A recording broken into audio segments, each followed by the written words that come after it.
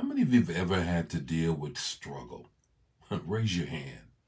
I think every one of us would raise our hand when it comes down to struggle. Because struggle tends to be a way of life sometimes. It's a part of everybody's life. How do I get through the struggle? How do you get through the struggle? Good morning, everybody. It's time for Morning Manna, and I have a word for you on this morning. Really want to share this word that God dropped in my spirit early this morning, and I want to impart it in you. Good morning, Gloria. How are you on this morning?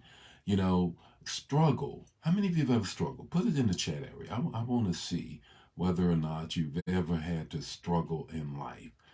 Good morning, Angela. How are you on this morning?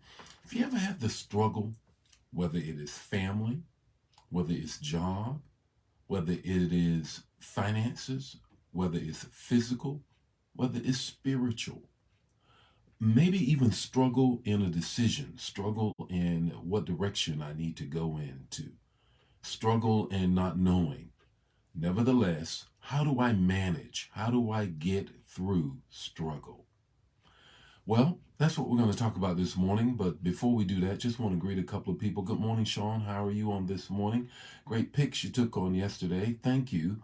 Good morning, Betty. How are you? Grand morning to you as well. Good morning. Good morning, Latunja. How are you on this morning? How is the business doing up in Minneapolis? And I hope I pronounced your name right. I hope I did. I hope I did. Good morning, Bobby. How are you on this morning? Verena, how are you all on this morning? Jacqueline, how are you on this morning? Laverne, how are you on this morning? This morning, Valerie, this is what I want to talk about. This is what God dropped in my spirit early this morning. Struggle. How do you deal with struggle? Finances, physical, spiritual, family, whatever the case may be. You got to learn how to deal with struggle. The text to talk in the takeaway, the text is 2 Corinthians 6, 4 and 5. 2 Corinthians 6, 4 and 5. Now we're going to stay right there. Let me give you the context of the text. Here is Paul, and he is laying out for us his struggle. He's very transparent, he's very open, and he's saying, here are the struggles that I have in life. And then he gives us some solutions to that. 2 Corinthians 6, 4 and 5 and following. Rather, as servants of God, we commend ourselves, we give ourselves over to, in every way, in every great endurance, in trouble, hardship, and distresses. Anybody yet?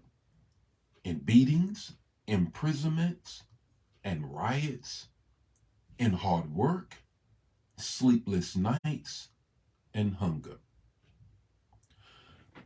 Let me share a story and I'll come back. This past weekend, about Saturday night, about 11, 12 o'clock my time, Central Standard Time, I had the opportunity to speak to a Pakistani church online. At the end of my message in speaking to that church, they had a prayer line in which people came up and they wanted me to pray for them. The struggles that they had far surpass anything that we would encounter here in America. And yet they had faith that God would move upon it. Some things was just beyond my mind to even wrap it around to say, wow. But yet, they're in the midst of their struggle, they came for prayer. Similarly, here is Paul saying, here are all of the things that I'm dealing with. How do you get through it? The first thing I want you to grab a hold of is patience. Patience worketh perseverance. And it must have its perfect work according to John.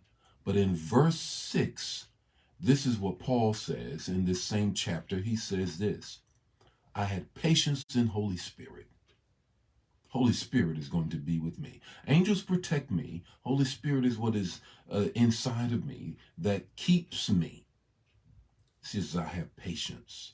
The second thing is this: I have the righteousness of God in my right hand and in my left. That's in verse 7. I have the righteousness of God in my right hand and in my left hand. Therefore, even in the midst of my struggle, God has covered me with his righteousness. May stumble, may fall, but a righteous man gets back up again. The third thing is this: the power of God. In verse 7, Paul says, look, in the midst of my struggle, the power of God is yet resident with me and keeps me. What's your takeaway this morning? Your takeaway is more of this word that I want to share with you. It's verses 9 and 10. I called it the YETT life. How to live a YETT life. Watch this, what Paul says here. He says this in verse 9: known yet regarded as unknown, dying and yet we live on, beaten and yet not killed. Wow, that's a good word.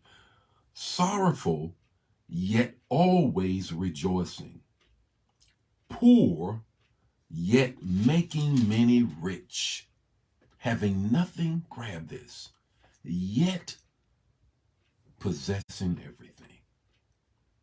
When I spoke to that church in Pakistan online, and they came before me with one struggle after another, they were living a YETT life.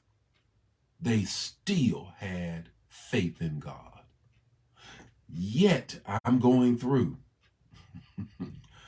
But there's another side of this. I'm going to get through. He didn't bring me to it to leave me there, but to take me through it. The Lord be with you today. His face shine upon you, give you peace, whatever you're dealing with, the struggle in your life. Live a YETT life, because yet he's going to bring you through. Share the manna. Don't keep it to yourself. I got more morning manna for you on tomorrow morning. God bless you. Bye now.